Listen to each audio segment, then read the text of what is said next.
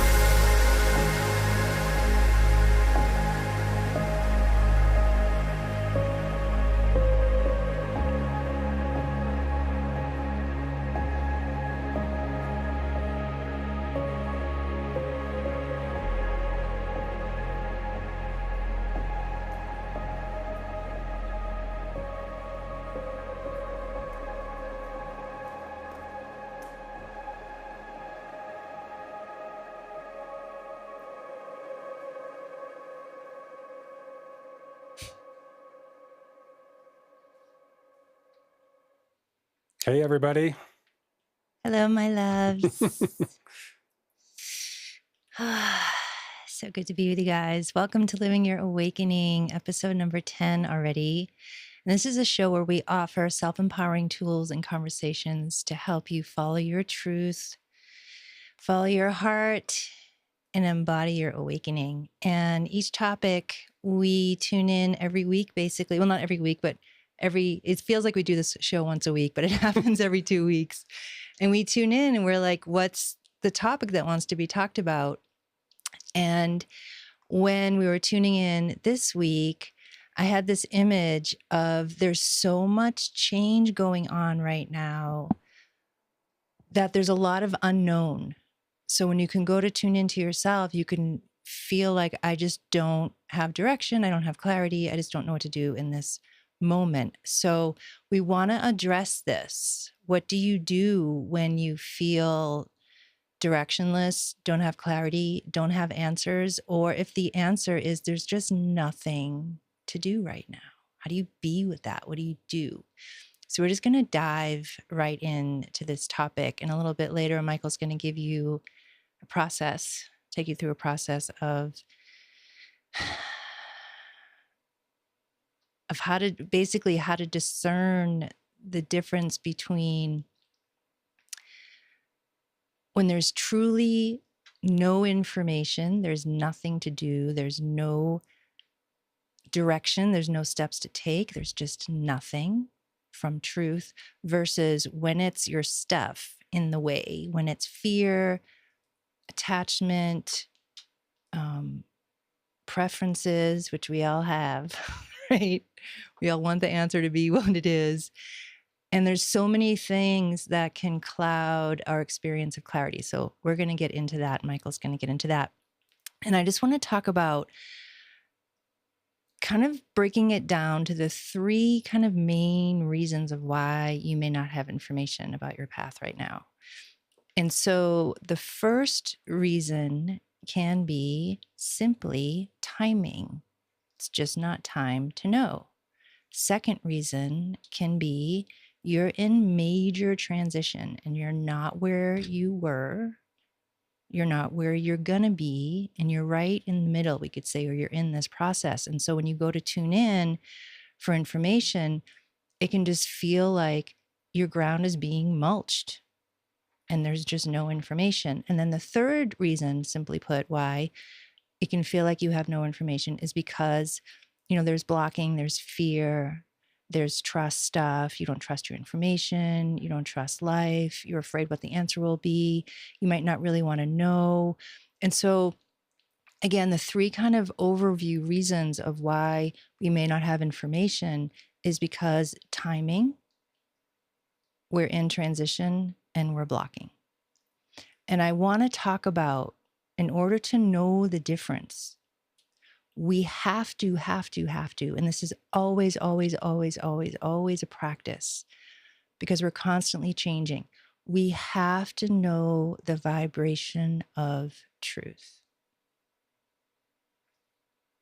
right? We have to have that baseline of what the vibration or vibrations of truth feel like for us. When you have that feeling of, what truth feels like, when you go to tune in to your situation with questions, and there's truly from truth showing you, or you feel, or it's telling you, there's nothing to do right now. No steps to take, no action to take. It's just nothing. When you know your own vibration of truth, when you know what truth feels like for you, you can then trust, well, there's nothing to do. And how do I know? Because I keep tuning in and my truth within keeps saying, there's nothing to do. When from truth, because you're in transition and because it's just a timing thing, when inner truth is telling you nothing to do, no steps to take today, how you then be with that, we could say, is the art, right? Simply put, what I do is when my truth is like, there's no steps to take today, nothing to do. And I just kind of tune in deeper and I go, okay, well, if there's no steps to take and there's nothing to do, is there anything to be done whatsoever? And sometimes I might just feel, just trust. Okay, just believe.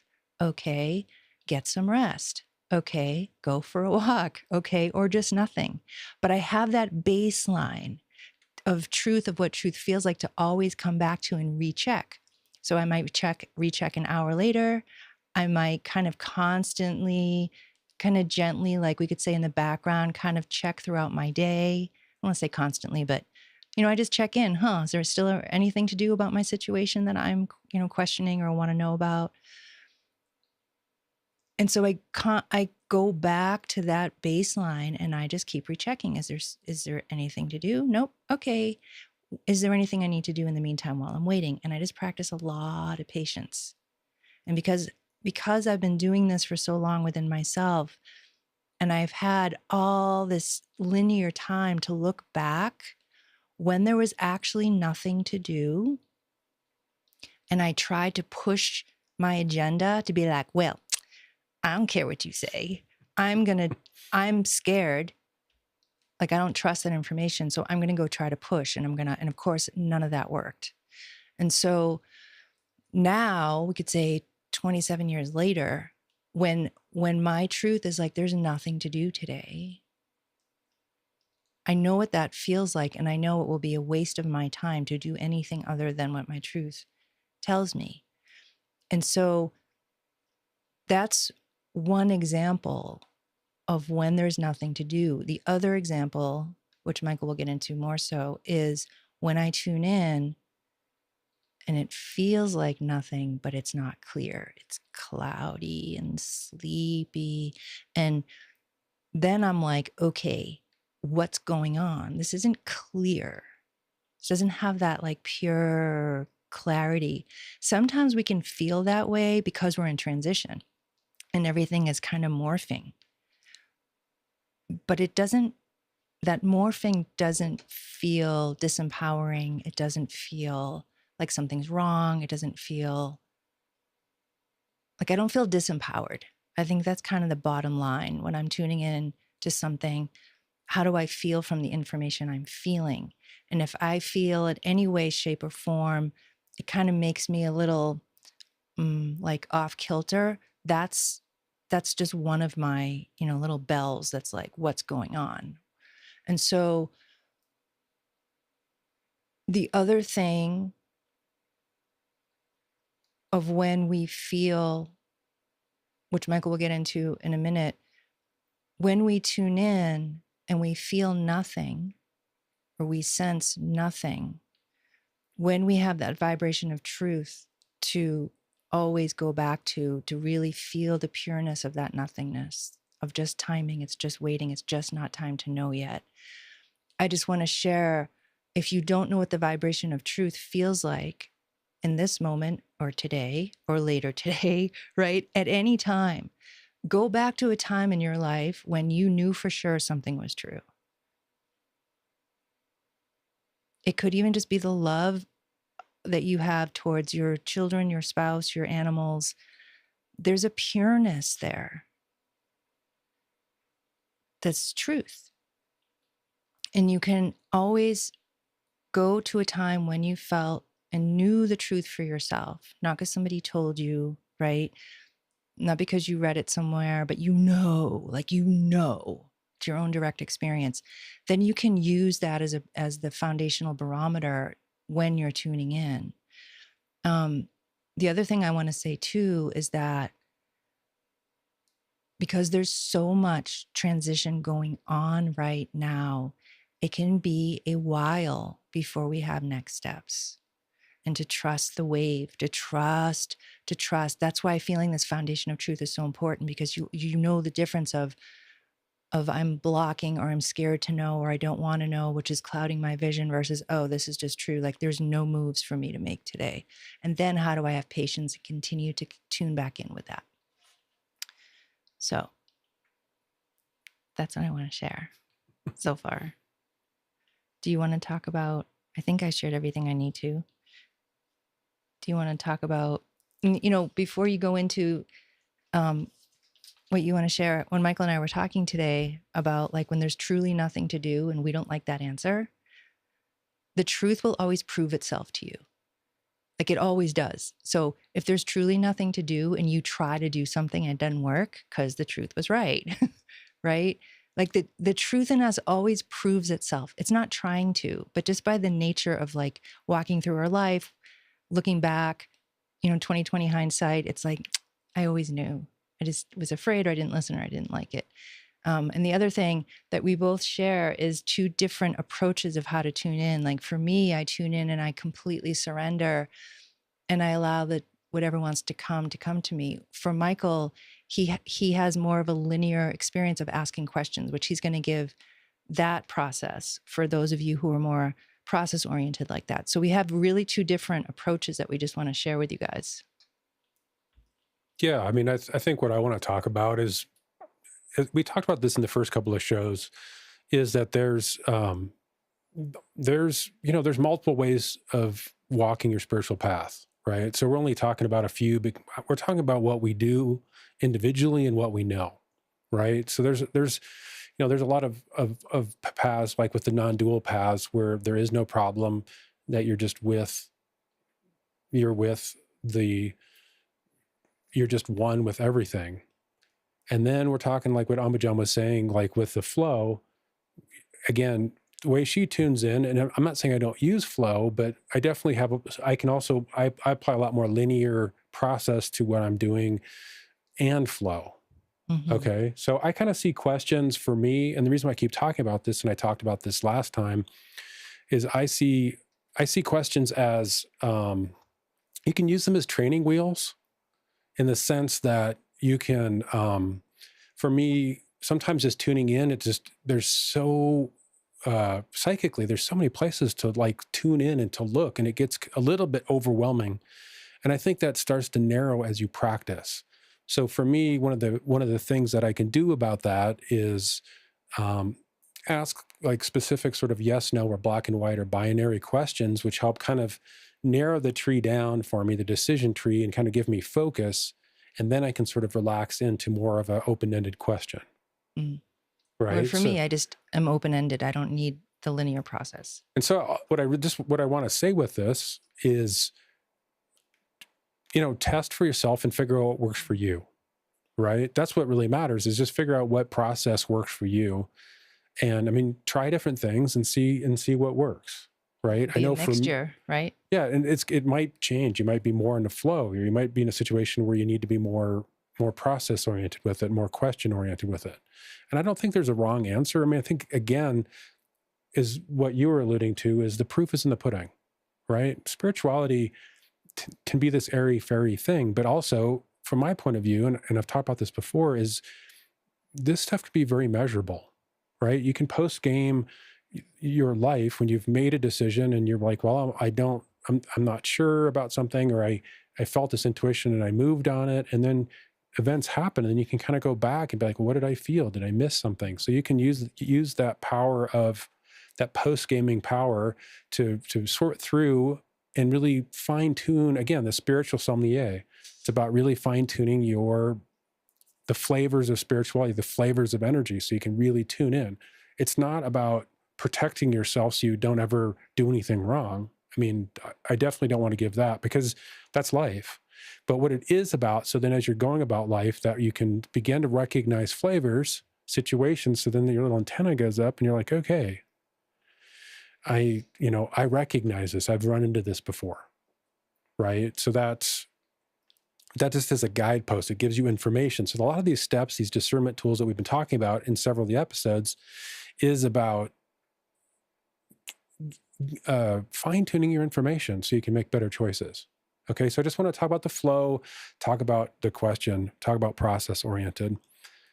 And I think what Ambujam said too, and this is really true, is when you get your information and you really tune into what's true, that doesn't mean you're going to like it. I think that's an important caveat. Sometimes being on your path blows. It just does. Or, sometimes it's amazing. I mean, that happens as well. I mean, so it's a spectrum. But the thing is that what Ambujam was talking about, the vibration of truth has a certain feeling. And then again, if you follow that feeling and you identify that feeling and then you go through your action, is you can post game that to see, okay, was that truth, and see how the results come. It doesn't mean you're going to like the results, but there might be something that there was to learn from that situation, or to grow, or to deal with karma with somebody. But it was true to step through that. Yeah. And we're going to do a whole topic on why your intuition tells you to do something, but it doesn't work out. Yeah, that might be our That's a next whole one. topic. That's a whole topic. We were to get into that today. I digressed a little bit. But yeah. Well, because it's important. It's relevant. It's a relevant thing. The mind is, oh, well, if my intuition tells me to do something and then it doesn't work out, it was wrong. And it's like, yeah, but was it? What happened in that experience, right? That it didn't, quote, work out. And so the mind is just, it just has all these ideas about what intuition is, what it isn't, what it should be, what it shouldn't. So we have to do a show on that and talk about that. Do you want to talk about the whole layer of so I talked about when there's truly nothing, and versus when you experience there's nothing, but is it, right? Those layers of what could be in the way. I think before I get there, I think another really important thing, and again, I know I beat on this drum a lot, and that drum is basically, when you identify your, because it's really you got to figure out what it is for you, your sort of vibration of truth. Okay. Identifying it's one thing, right? Then the second part, there's always a part B. Part B is then, are you willing to listen and follow the truth? I mean, feeling it's one thing, that's great. But then if you don't follow it, then that's a whole different conversation. So it's really multiple parts, and it's about being really clear and making choices. Again, this whole living your awakening really is about making choices at the end of the day. It's about, gathering information as best you can, making the best choices you can, but making choices, right? Even when you're kind of not making choices, you're making choices, just to be clear. So it's really, again, it's about self-responsibility. And that's just something, I don't like that concept. Okay. She's laughing because she knows. I mean, I'm like anybody. I mean, it's hard, right? It's hard. But at the end of the day, I know that to be true, right? And so I ask you to really dig deep and find that truth, because that gives you a foundation to rest on as you're walking your path, right? And just, for you, when you've tuned into the truth, it was years where it said nothing. Yes. Nothing. Yeah, when we first met, I thought my life was going to take off in a particular way. And it took a decade, because life was really interested in the truth. Was life wanted to be inside, be still, and cultivate. My mind, not so much. It hated it. Well, plus he's a man. And so from a man, you got to go produce, and you got to go take care of your woman, and you got to do and do and do. And I kept seeing, no, dude, just like, shh. All you have to do is just let go and be. Like, the truth within you is calling you to be so still, to learn who you truly are, and then be that. And yeah, for years, it was the same thing. And it was kind of like... I'm like, do you notice this bruise right here? With me banging my head. Oh my gosh. And so, and I've had clients over the years that they've gotten complete silence as well, and they thought something was wrong. And it's like, nope. Sometimes. Like that. Sometimes it is just freaking quiet. There's no one, there's nothing to do but be.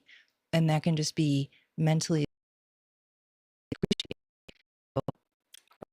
Me, just to go on a tangent on a story, is I really, we met in New York City, and then we moved to this really tiny rural place in Montana, up in the Flathead.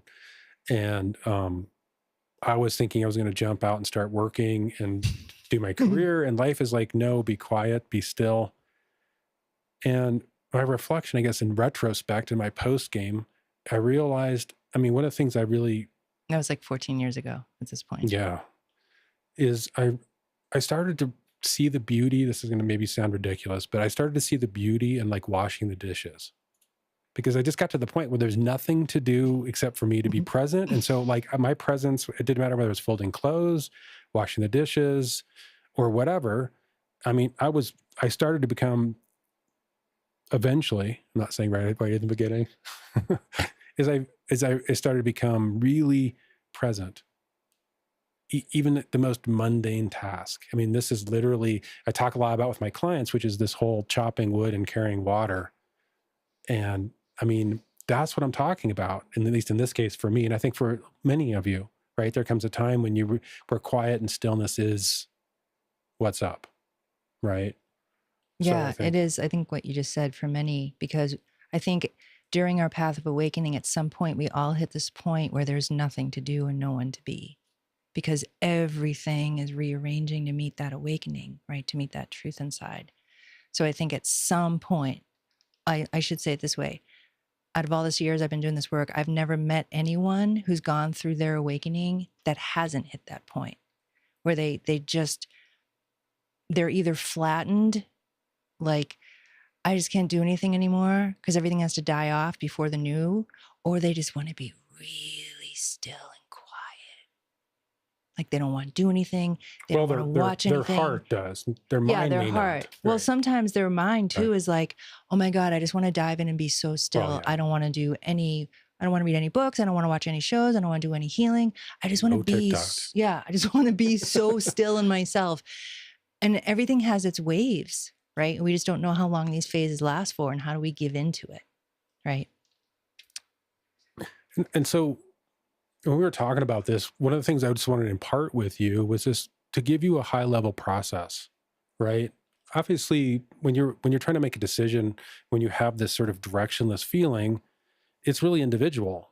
So it's hard for me. I mean, if I worked out a workflow, this would be 8 million pages long. So I can give you kind of a high level process where you can take this process and sort of generally apply it to your situation, and then obviously you're going to fine tune it to your specific situation, right? I guess what I want to talk about, I'm looking at my notes too, is the objectives of the process. And again, if you're a person like Ambujam that just flows, this process may not be relevant. Again, you may just be able to sit, be quiet, get ready, ground, and then go into your, and gather information. But for those of you where that's harder, for me, this is what I would do to go through more of a linear process, and it helps just focus me. Again, it's like training wheels. It kind of focuses me. I still use this to a large degree, but sometimes I use it less because I'm doing this constantly, right? This is my daily practice, all day, every day. And so, you have that muscle memory. And so certain things just start to become automatic. The objectives of this process really, I think are really kind of twofold. Is to get clarity, right? Because you're like, I'm feeling directionless, I have no clarity, is A, to get clarity. B, is there something in the way? Okay. So those are the two sort of objectives of this process. And really the two objectives for this, I mean, no matter how you get to this, that's kind of what you're gathering that information, right? So you can do it either way. From the high level process, to give you kind of the steps, is always when you're going in to like gather information for yourself, is be in a situation where you really ground, right? And to where you take your energy, you really root in the earth, and you really root to be present and ground your energy. And if you don't know how to do that, we've done a little bit talking about that, and there's some really good books out there. There's some pretty good CDs on grounding. And just find one that resonates with you, and you can feel when you're grounding, right? You can feel your energetics when you're rooting in the earth. Okay. So I would say is, if you don't know exactly how to do that, I mean, we could maybe do an episode if that's something you're really interested in. We can talk about it. Or if you have, there's a CD that I know that a friend of mine has produced. That's a pretty solid CD. So let us know and we can get that information out to you. Is ground. And then really center yourself. I mean, be in a space where you can actually take some time and do this work, right? If chaos is happening, you got to deal with the chaos. So take some time where you can actually do this. And what I like to do, at least in the beginning, is I like to formulate sort of binary or yes, no type of questions. Okay. So I do that to sort of focus my intuition. So it's not just going all over the place. It helps me to kind of focus in some areas and then bring it in. So again, the questions are going to be something, I'm going to just give you some ideas, but the questions, what I would recommend is if you know, it may be helpful for some people to just actually literally write out what they're trying to know, sort of foundationally, and then be in a situation where you can sort of map out your questions into sort of a yes, no to get some of the high level questions so you can focus yourself. And then based on those questions, then each question you sort of ask the question, kind of a yes, no question. Does this answer have the vibration of truth or not? Right? So each question you can you vet, right? That's your job, right? You ask a question, you sort of vet, you tune in and you vet the question as being, is this true? Is this not true? Does this match my vibration of truth or not? Okay. So some of the questions that I'm looking at my notes here. Some of the questions that probably the foundational question that I would really start with is, am I actually feeling directionless and have no clarity? And again, this is where that sort of ruthless honesty with yourself has to be in place. Because if you really don't want to know the answer to this and you don't really want to be in your truth, this whole thing's like a waste of time, right? So, I mean, just be honest with yourself. If you really don't want to know, then you really don't want to know. I guess you could then explore why you don't want to know. Well, and if let's say, to start the process of, I ask myself, am I truly feeling directionless? And my heart feels no. I have to trust that. Emotionally and mentally, I might completely disagree. But what happens if I go directly into what my knowing is saying? I'm actually not directionless. Whew, okay. Step 2. Right? Yeah.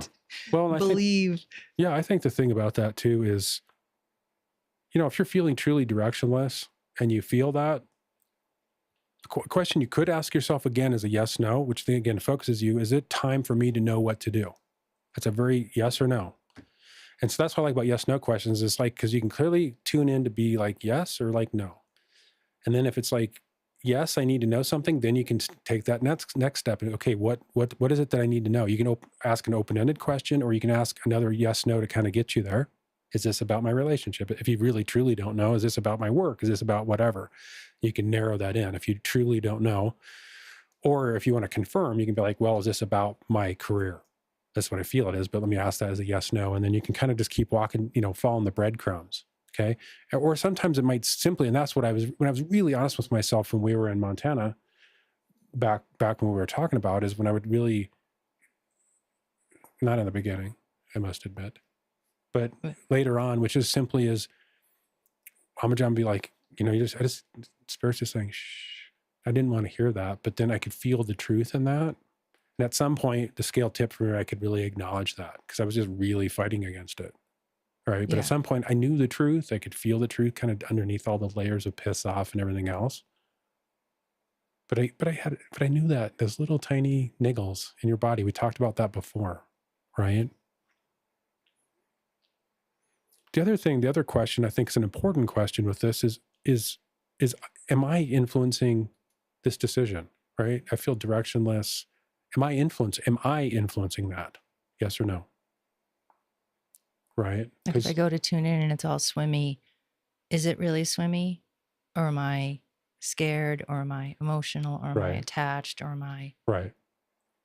Or I guess another good question is there external energy influencing this? We did that one show. I don't remember which show it was, but it was about, what's my energy? Not mine, yeah. Yeah, what's my energy? What's not my energy?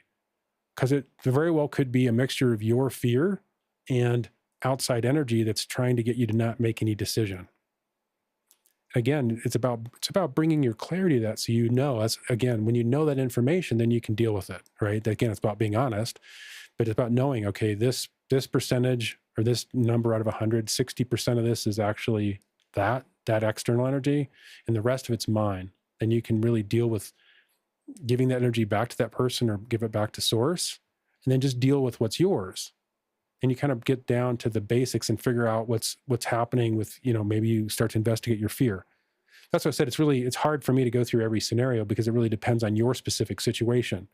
But I think at the end of the day, what I really want to convey is when you ask that question and you get an answer back, does that answer really feel like, does it have the vibration of your truth? Yes or no? Right? If yes, then trust the information.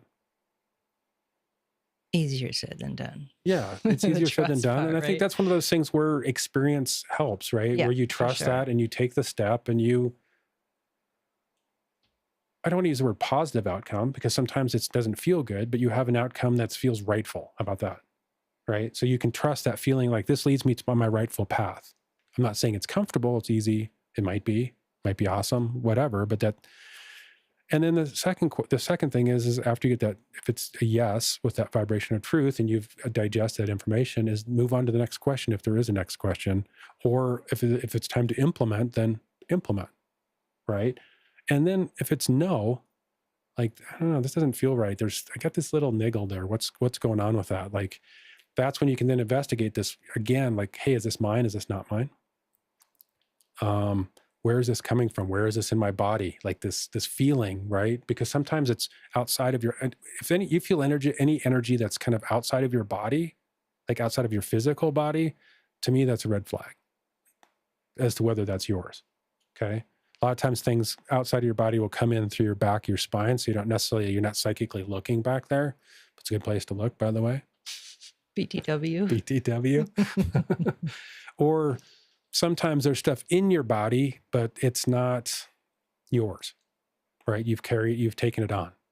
And that's just like, as you guys know, like discerning years of practice of like, oh, I feel like this energy isn't mine. Well, how do you know?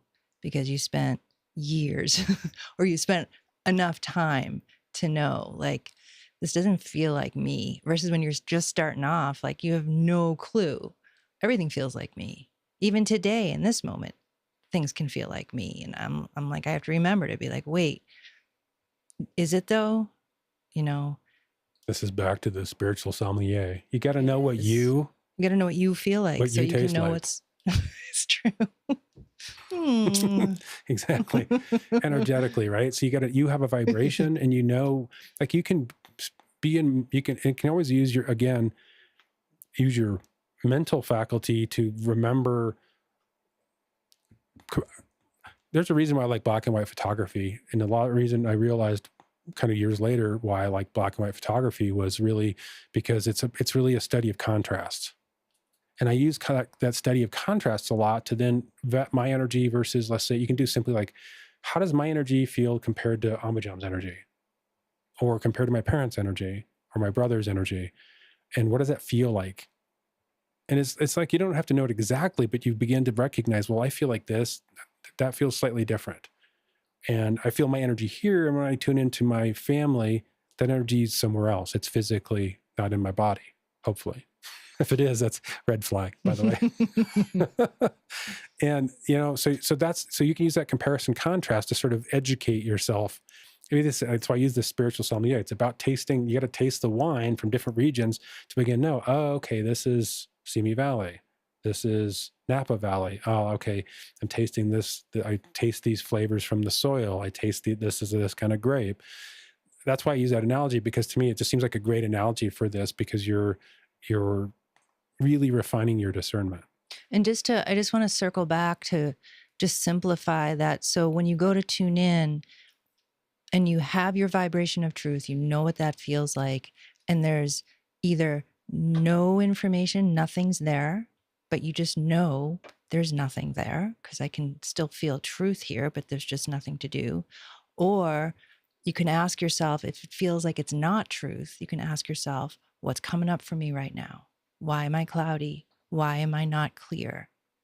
So those are the two kind of, I mean, there's like the day, like what we want to do is empower you to know that you can actually ask yourself, am I triggered right now? Am I scared? Do I not want to know the answer? Am I afraid to implement?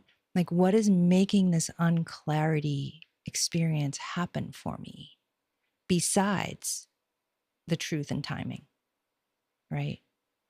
So I just want to like simplify too. Yeah. And it's interesting when we do these shows because like we do these things all day, Michael and I, and then we we talk about it and we're like, we have to break down like the process of like today when we were working on all this and we were talking about, well, how do you break it down? It's like, well, when I go to tune in and there's just nothing to do, I just know it's true. But how do I get there? How do I get to that? How do I know it's not? I mean, how do I know it's true or not true? How do I know when I'm blocking or not blocking? How do I know?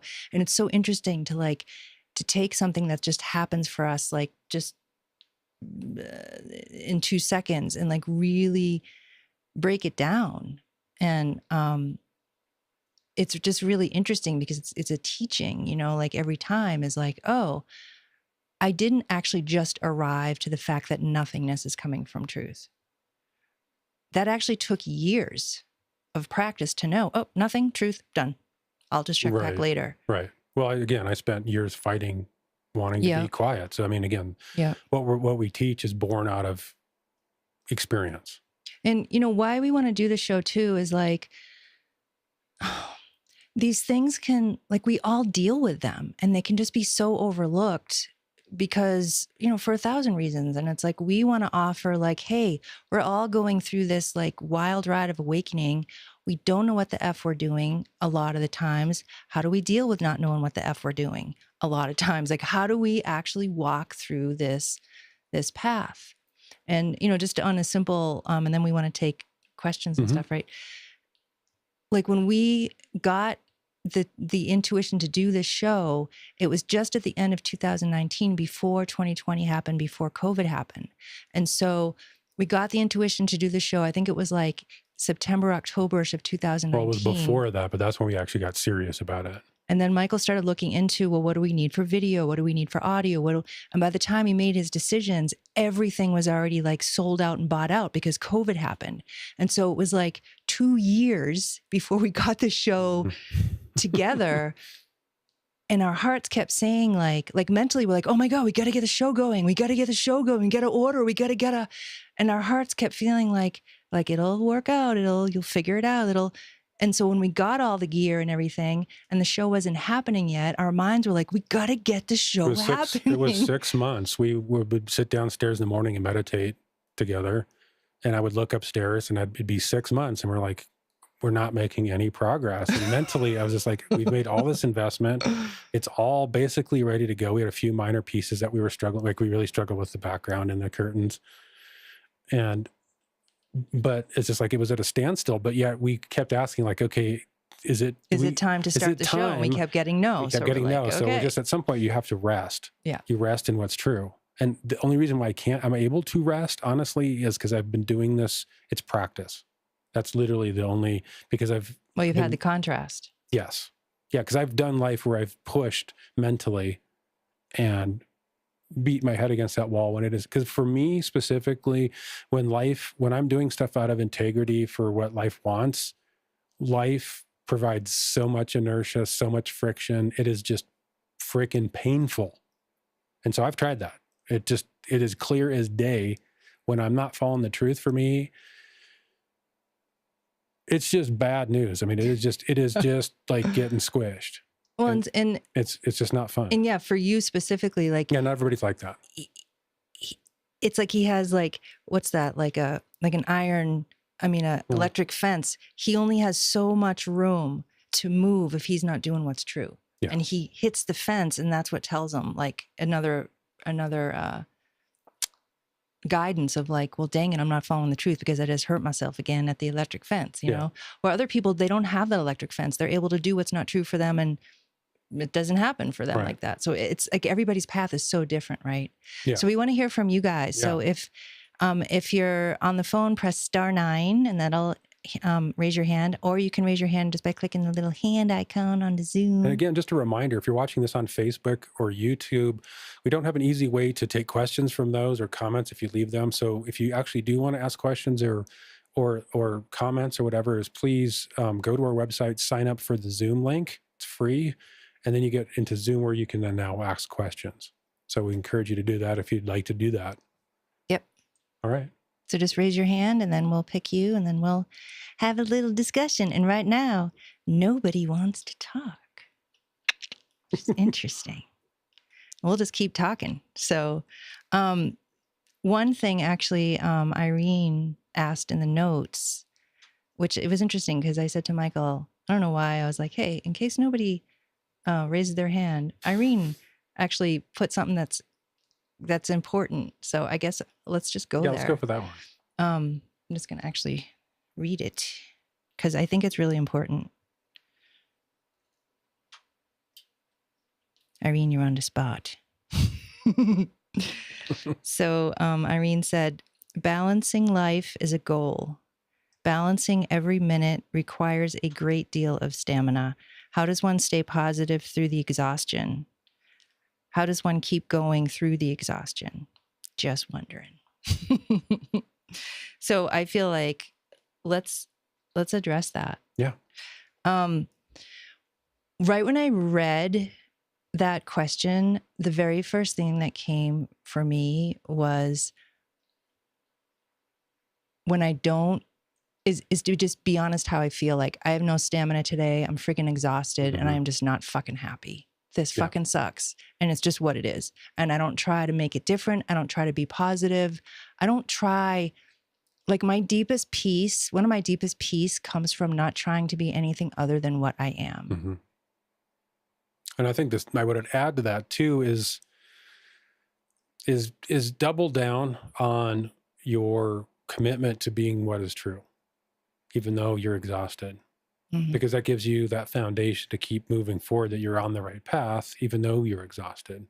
And also just, again, being simpatico with your body to know what you can take, right? Because you might have this mental thing where you have a lot of this energetic work to do, and it's taxing your body too much, to the point where you have to, you have to honor your body too. I mean, you can honor your body as well as do your spiritual path. I mean, there are times, and I wouldn't say there happen super often, but where you have to flex, you have to push through. It's the timing issue. But generally speaking, I feel like you can self-regulate. You can self-regulate where you can, manage your body, you can manage your tiredness. I think the thing is what Ambujam said, I think it's when you deny things generally on this path that it has a lot of power over you. So true. You know what I mean? It's like, that's the part that really, it's where you get fucked with the most, is when you're like denying, right? The very thing that you can do is embrace the shit that's weird, or the shit that's, you know what I mean? That's true, right? It might be really hard to look at, but there's a lot of power in that. It might be uncomfortable. When you just own it. Yeah, when you just own it. Like, I'm tired. I have no stamina. I don't want to do this today. That's actually how I feel. And it's interesting that what you just said, because like the last 3 or 4 days, I've been like looking in the mirror. I'm like, my color is off. Like, I don't feel normal. I don't feel like vibrant. And so I, looked at myself psychically, and what I saw, because I've been clearing so much childhood stuff and just like power and control energy in my body that's been there for fucking ever.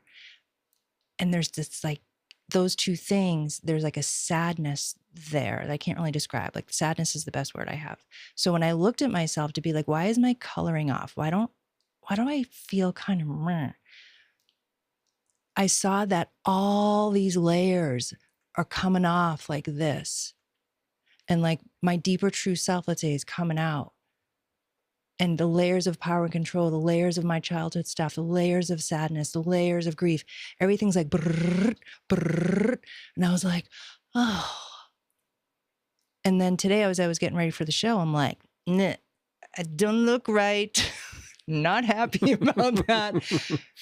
And I could feel myself trying to fight or trying to feel better or make myself feel better. And I went, oh, wait a minute. I actually don't feel that well. I've got all this fucking shit leaving my body right now. Oh, well, like, that's okay if I don't look okay. And once I actually was just honest to be like, I don't actually feel that good today. The peace just like washed over me. Yeah. Versus like, and it's like, we don't even know we do it because it's happened so fast. But versus like, I got to feel better. I got to be on air in like 2 hours. And then I was like, yeah, but I don't feel well today. And it felt so much better. Yeah. I still don't feel that well, but I felt better because that honesty, something you can clicks. root into what is true. Exactly. All right, we're going to go to caller 312. So check the questions too. I did the Okay. Q&A. Okay. Everybody's quiet today. Okay, 312, you can unmute. Hi, guys. This is Sandy. Hello, love. Hi. Hi. I just wanted to tell you that my mother passed in 2019, and I went through this thing of, oh no, I have to find a job. I have to do this. I have to do that. And I kept trying to do. And the universe said, no. Yeah. And after attending your sessions, Ambujam, thank you so much, I realized that I needed this time to get myself back and to get organized with myself, and things will happen as they're supposed to happen. Yeah, totally. So huge. Thank you. She has taught me this so much. This is definitely her superpower. To what? Believe that. Well, just to relax into and just be with what is. You know, I grew up. I was panicky. I was like, I need to get a job. I need money coming in. Right. And everything was panicky, and I was trying to force it. Yep. But the universe was saying, rest, relax. Right. Yeah. Can you trust that? Yeah, it's so hard. So I just, I just went with it, and everything. I mean, nothing spectacular has happened yet, but I feel calm. And I feel like I'm on the right path. Right. And I think things are going to work out. Yeah, it's like knowing you're on the right path, and that even though things aren't. I was going to ask you about when you're on that path, do you feel the flow of life, that sort of peaceful flow of life by relaxing? Absolutely. Okay. Because I think that's the important thing that I want to impart, because I think they're just exactly what you're saying. And that's what I was feeling when you're talking about it. And that's what I've experienced myself, is like when you're in the truth, even though it's scary, even though it's all these things, there's a certain vibration in that flow. Yeah, it's almost like the surface is in panic mode and the waves are crashing and doing and whatever.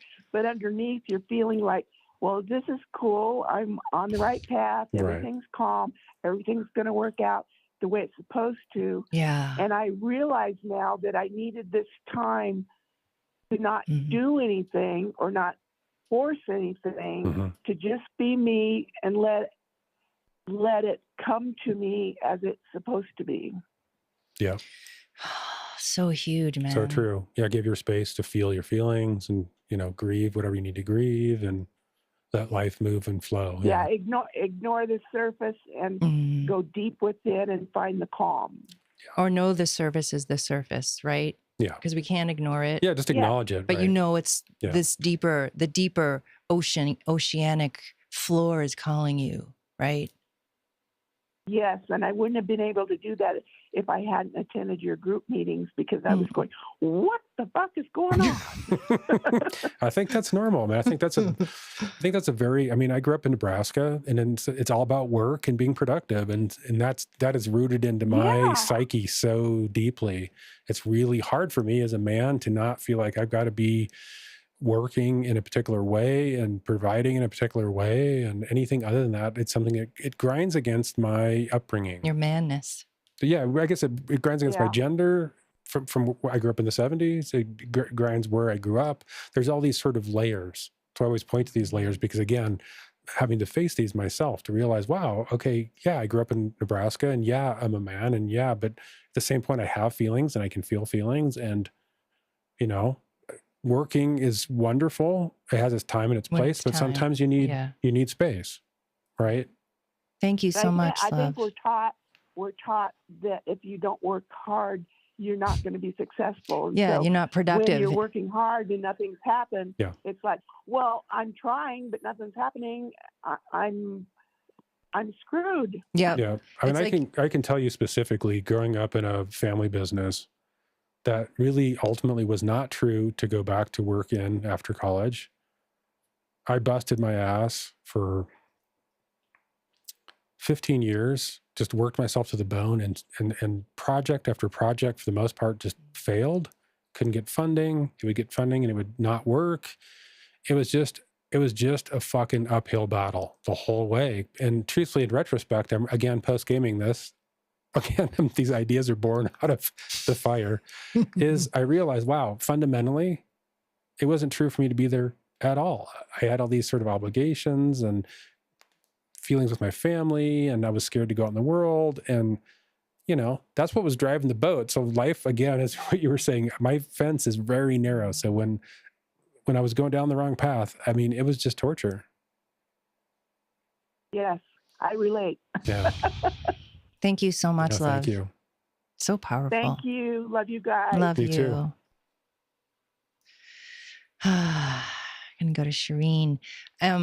What Sandy said reminds me of this reading I did on a telesummit. I don't know how many years ago now. Years ago. And this woman got on the call and she was like, basically, I'm trying all these things and nothing's happening. And I saw that her heart just wanted to be quiet. Like it just wanted to be quiet.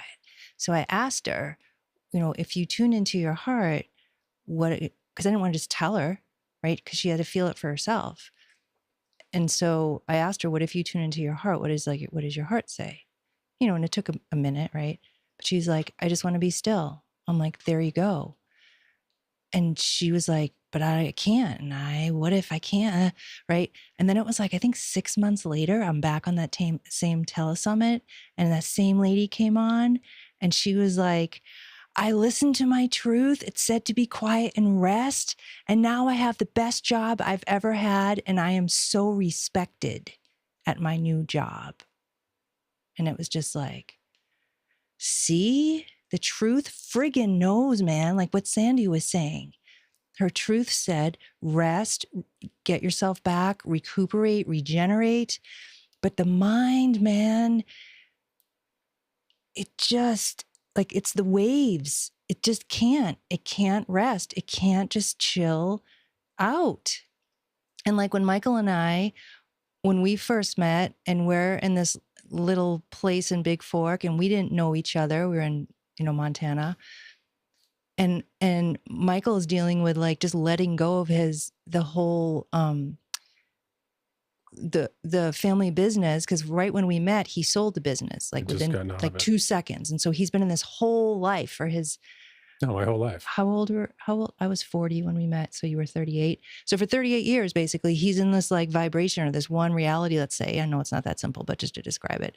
And then when we met, he just started to step out of that vibration for 2 seconds. And then we moved in together. We left New York and we moved in together.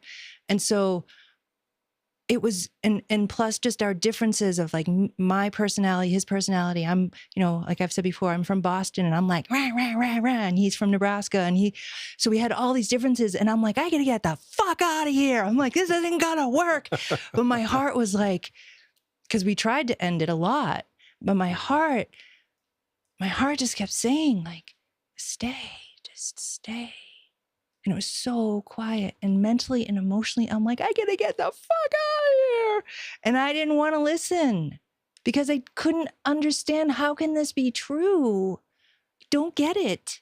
Yeah. And so this relationship for me has been a massive teacher of like, what's truth versus my emotion versus my heart. So I just want to add that too. Yeah. All right. I'm going to go to Shireen.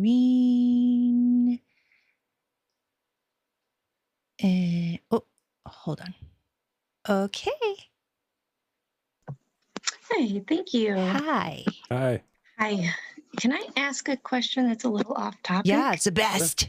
Okay. Ask whatever you want. Okay. So a while back with your sessions, you talked about just riding the current of the river, right? Like just stay in the current, just kind of float along. You can notice the feelings that are coming up, but you don't have to identify in them and become them and take them on again. And so I was practicing doing that, and it was wonderful in many ways, but I wasn't feeling any of the things. So I think I might have been avoiding them. But would you say you weren't feeling any of the feelings? Is that what you said? Yeah, because I didn't want to I didn't want to I see. if I'm processing these out, I don't want to take them on again. if that makes sense. Mhm. So you kind of created like an Yeah. avoidance between you and the feelings. Yeah, Let's I say, think that's okay. what I did. I And think so that's then what I did. two sessions ago, like it started and I cried, like full body cried for a full half hour. Mm, But I didn't know mm. why I was crying. So I guess I would love to have a little more understanding of how do you navigate, like, and maybe that's all of what you're talking about is just knowing that truth, and you just have to navigate through it till you find that truth to know the differentiation between not taking something on that's already kind of working its way out versus, man, I just need to Yep. let out the emotions. I need to feel them so they can let them out. Yeah. And sometimes basically everything that you said is the answer. And then sometimes we don't know that we're avoiding until later. I'm like, oh, dang it. I just put a wall up to everything because I didn't know how to navigate, or like I shouldn't identify. So therefore I'm not going to feel anything. And it's like, this is how we figure it out, because we do these things and we're like, oh, wait, that was actually avoidance, not presence. Right. Well, plus as you're processing things too, there is an emotional layer, and that, that has to be dealt with at some point. Yep. Right. That's a natural cycle. Yep. And I think it's sometimes you can't control it. It wells up to the point for me, there's certain, if I need to motivate this, there's certain things I can watch on YouTube, like a space launch for me brings me to tears like almost every time. But not for everybody, but for me. But so I think you bottle that up, or you put that wall. Eventually, if you're transitioning into something, and those feelings have to process. And it's an art. Like I'm much better now at allowing my feelings to fully come through my body, and then like be fully felt, and I'm fully present with them, and then there they go. And I know the difference between and it's so subtle of like, as my feelings are coming up, I'm not identifying with them though. And then sometimes they come up and I'm stuck, like totally stuck. And then I'm like, well, I'm stuck. And I think there's not one answer to your question. I think it's how we are on the path for long enough linear time to go, oh, that was avoiding, that was presence. That's worked for me. This doesn't work for me. This is how I identify. This is how I don't identify. This is how I'm on the river and I'm just kind of watching everything go by, but I'm not identifying where sometimes I'm on the river and things are going by and I'm like, I'm identifying with it all. And it's like, I think at the end of the day, it's like this like we don't get stuck in any tool or any way. It's like, where are we in the moment and what's needed right now? And I think one of the things that you had said earlier, which is something that I find myself doing a lot, is you're watching, but not identifying. It doesn't mean you don't have feelings coming up, right? You might just have this complete rage coming up. Is a lot of times what Ambujam's really taught me is to name it. Doesn't mean I have to engage it. Doesn't mean I don't have to not feel it, but by just naming it and giving it its due in terms of bringing my awareness to it, you might feel it. The thing is, then you have a choice, right? Because if it's something that's like inappropriate, but yet you feel it, you can name it, feel it, but not choose to like blow that on everybody else. Does that make sense? I think so. And it's like, again, it's like words are really hard to describe what it's like to not identify with something without the mind, like having a story and a concept. It's like you said that one show about how your friend was going through something really hard. And all of a sudden you were just like, oh, I'm actually fully present with these feelings. And you were having like grace, like you were in grace with it, right? Yeah. That's how. Okay. But it's hard to actually go ahead. That next week after that, I was a total mess. See, exactly. That's exactly what I'm talking about. Like we can't control grace, let's say. Like we can't control like, oh, I'm feeling this feeling and it's like the most painful feeling ever, but I'm have so much space with it. Where the next day or the next moment, it's the same feeling, let's say, but you don't have any friggin' space. And how do we make all this okay? Okay. I was going to say to that too, is Ambujam knows this about me, is I'm like I call myself the 3-dayer, because I'll go through an experience and I will be stoic. And then 3 days later, the emotions process for me. So I'm always got like a 2 to 3 day delay. Yep. And then I'm like, or I feel it immediately. Like we'll go through something and I'll feel it emotionally immediately. And I'm like in it and I'm feeling it and I'm whatevering. Fine. And he's like, I'm fine. And I'm like, let's give this about 3 days. And then sure enough, it unpacks. Yeah. But and that's the only way the truth of it is for me is I haven't always been super fluid in my emotions. I have really sensitive, but I've learned how to, where I grew up and how I grew up, to like really containerize those.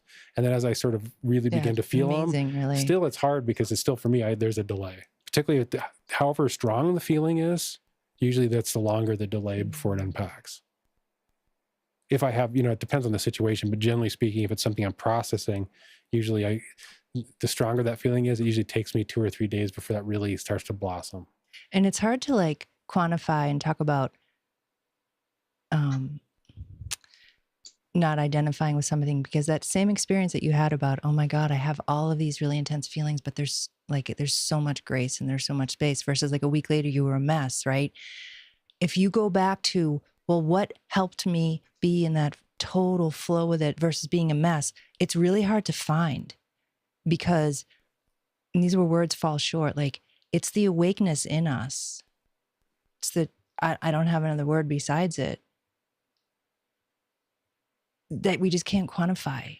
And why do we feel things to the nth degree in one day that we can't take it, and the other day we're totally at peace with it? There's something deeper going on, and it's like this deeper thing is running our life, and it's like each one of us has our own art form with it to learn when we're blocking, when we're avoiding, and when we're just being present, when we're trying not to identify, when we are identifying. It's like there's no rule, really. It's just personal experience really is the teacher, is what I want to say. And I also want to say too, because I feel like I need to say this, why we put up walls like that is to protect ourselves. And so our protectors can come on unconsciously. We don't know we're doing it, right? It's like, oh, I wasn't being spiritual. Back then, I was protecting myself. Yeah. Or spiritual protecting yourself. Like, why does it have to be separate? Like, I'm tired of this word spiritual. Like, what the fuck does that mean anyway? For reals, right? I think the more we wake up, the more we're on this path, the more these worlds merge, and there is no spiritual world and whatever. It's like, well, it's all it. Like, it's all it. Do you want to say anything else? No. Time is running out. We have one more person I want to go. So does that make any sense? We rambled a long time. So it feels kind of like what you're saying is like it's all part of that current, a part of that river. So even when it's grace and space filled, or when it's not, it's all the same. That current. Yeah, because I think the ebbs and flows of it. Yep, totally. Because I think the thing is you can process it sort of real time, where you have the feeling, and that you sort of make a choice. Like, I'm having this feeling, and I recognize it's an emotion around this, but I'm still staying centered. And then there's times when it's, like I said, you can't do it, and it's sloppy in it. Too. Or there's time that you process it later, and I think that's all pretty normal. Like, I think we're all okay. Yeah, and I think that's just it, is make it okay where you're at. Because if you're just in the grace of it, be in the grace of it, right? And if you get to the emotions, there's nothing wrong with that. I just think I think the emotions have to process at some point. I think that would be unhealthy if they don't. Yeah, well, and I kind of felt when the emotions were all intense, it was lots of things. And I was like, oh, this is just a reminder of how far I have. Yeah, I was just going to say to you, if we asked you this question a year later, so, hey, how do you navigate not identifying or identifying? You'd be like, well, let me tell you. Exactly. Because this is what happened. I think that's the thing, is just kind of keep having your awareness with her, and just kind of see how this evolves with this whole situation. I think the big thing is to have the awareness, right? Yeah. And it's not, I don't think having immediately or after or whatever is not a problem. I think the thing is just being with what's going on. Well, and I feel too like the longer I'm on this path, the more I actually live these words of like, I'm okay being not okay, or I'm okay Yeah. with the whole thing. Yeah. And like, Absolutely. I only Yeah. am that way because I've been on it for years, right? And it's like that's why I'm saying like our personal experience becomes our teacher, because like I am actually more okay with who I am now. Yeah, versus sort of a spiritual idea. Yeah, of and you how don't know should you're in be. a spiritual idea until time passes and you're like, oh shit, that was another spiritual idea. Yeah. Thank you, love. Thank you. Okay, so I know we're going over, but I want to go to Kasha and then we'll end the show. Is that okay? We go? Yeah, that's fine. We go over. Okay. Okay, Miss Kasha. Hello. Hi. Can you hear me? Yeah. What time is it there? Is it morning? What time is it here? No, it's about 1 or 2 o'clock, Okay. somewhere around there. In the afternoon. Oh, let's see. I'm just so freaking tired all the time. And I just can't work out what's causing it. I just, I don't know. And it's like listening to the show today. It feels like I can't even hear what people are saying. Because you're And so then other like days I'm so clear and in the flow and understand the whole process. But then other days, like today, I'm so tired. It's ridiculous. How do you? And how do I find out what that's? I was just going to ask you. That? Yeah. How do you? So I have two ways of knowing what's going on with me. One is I go internal. Yeah. I go in my heart, and I'm like, okay, why am I tired today? Or why do I feel so like off color and weird these last 3 days? Let's say I go in my heart. And then the other way is I actually envision myself like a client in front of me being like, I feel like shit. What the fuck's going on? And I'm like, I don't know. Let me look. And that gives me a different type of space to do a reading on myself. Right. Or like the third way I could say is that tiredness that you feel as an energy to it. And I would go into the energy and feel it and be like, what is this? And what percentage of this is mine? Yeah, I was just This gonna all say that. mine? Yeah, this is all mine. So those are the three things I would. Because it feels really sluggish and I keep trying to figure out what is that. So if you go into I mean, I know, sorry. No, it's okay. Go ahead. If you bring your awareness into that sluggishness, and it's really hard when it's sluggish and when it's lethargy, because all we want to do is just like, it's so hard to like white knuckle it to be like, what is this sluggishness, right? To have space. But is the sluggishness? It actually, go ahead. Yeah. You go. It actually kind of feels like sadness right now, talking to you. Yeah, I would agree with that. Why are you sad? Oh, I don't know. Probably lots of things. Lost my daughter to suicide 2 years ago and her friend on the same day. But I know I am coming through that really quite well for the most part. I don't know if it's that, maybe remnants of that. Because I do feel her with me a lot too. I do talk to her a lot. Could be that.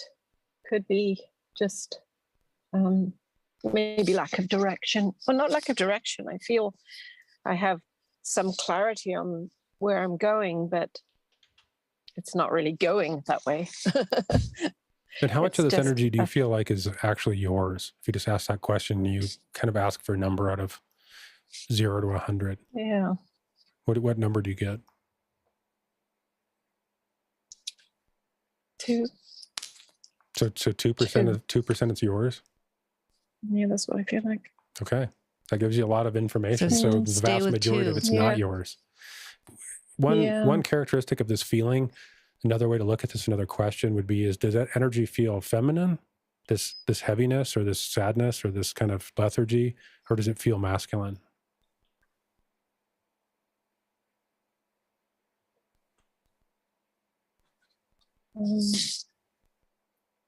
It feels more masculine. Yeah, I would agree. Why you ask? I don't know. Just that's intuitively what I felt to ask. Probably because I was married to a narcissist for 35 years, maybe.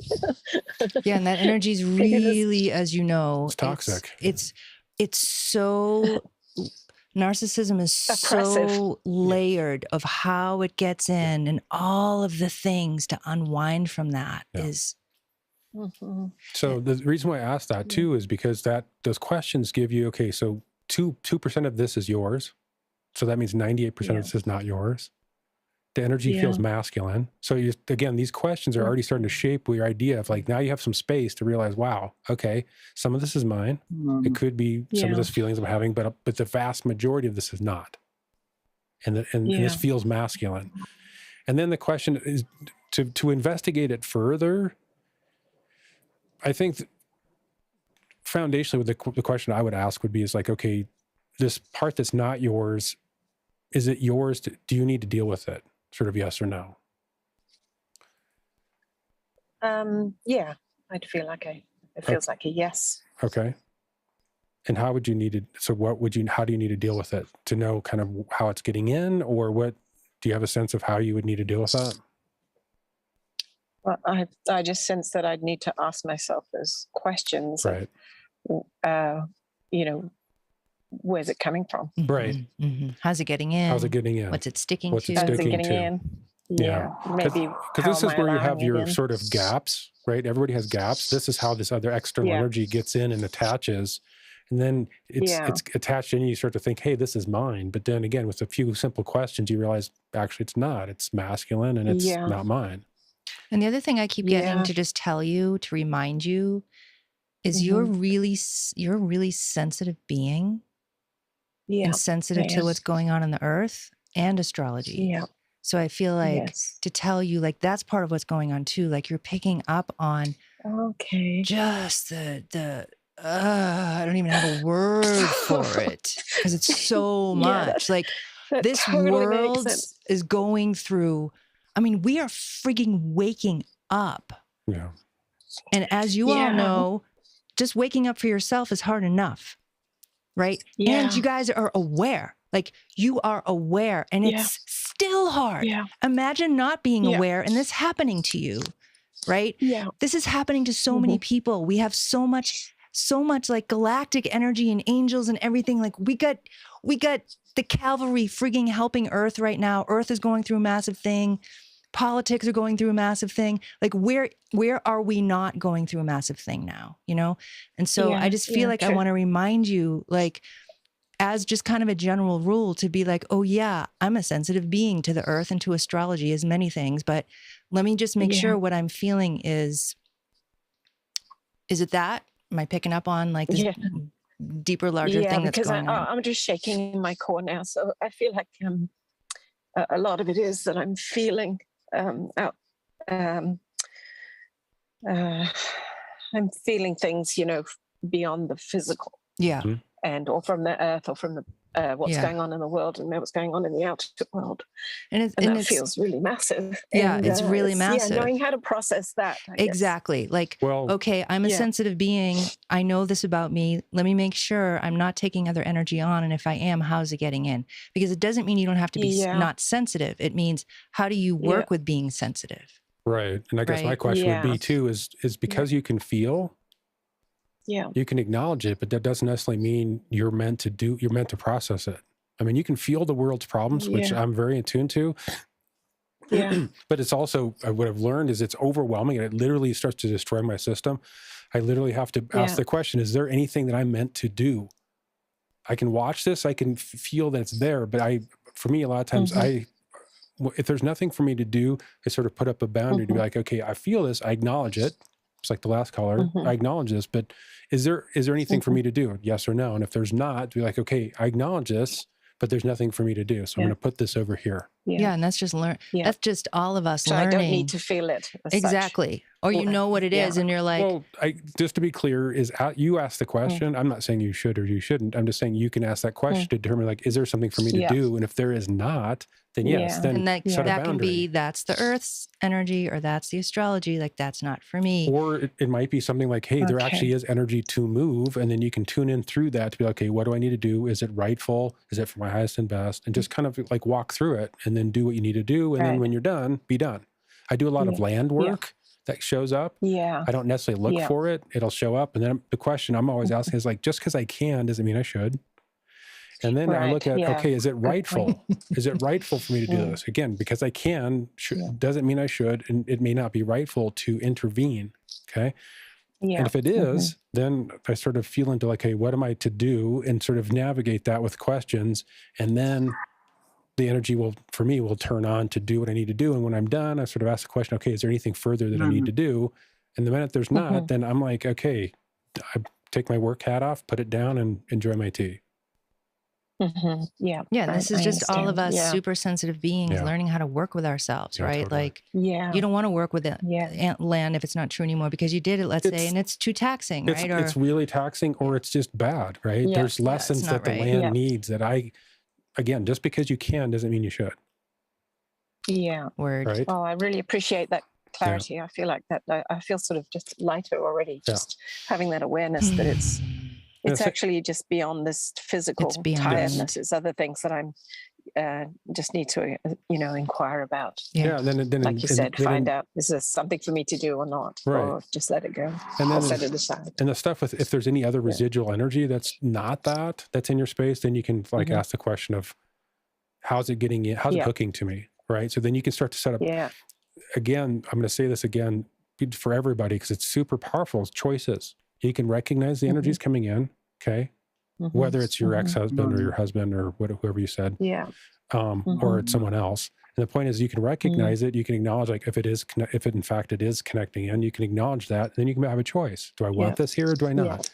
The choice of saying, hey, I do not want this. Is not rightful. I'm giving this back to God or you or source. If you watch that, it's incredibly powerful. It's incredibly powerful. Yeah. And that choice, so that those constant choices, huge. Thank you, love. Thank you. Yeah, thank you. Thank you so much. I really appreciate that. I feel so much better. Thank you. It's an honor. Have a wonderful So day. welcome. Thanks for what You you're too, doing. honey. Thank you. Okay. Bye, love. Bye-bye.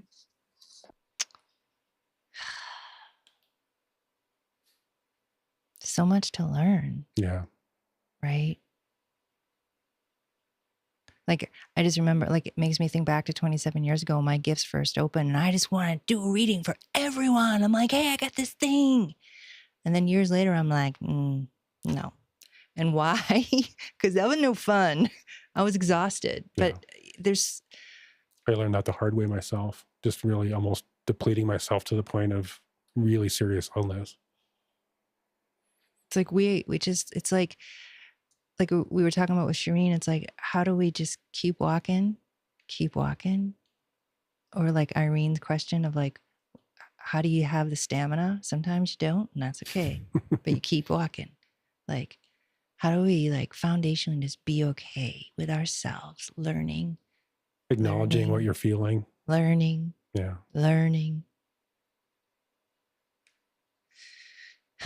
Anything else you want to say? I don't think so. I mean, just want to really thank everyone for tuning in, watching. If you got this far, then you've watched the whole thing. So thank you. If this is helping you, just again, we really ask that you spread the word. We want to bring this to a larger and larger audience. And those who you have spread, thank you.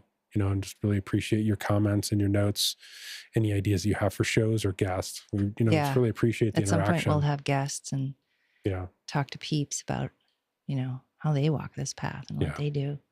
I do want to say, because you guys are here and we're here live, I'm going to be sending out my group Power Healing session for Friday, basically in an hour or so, the email.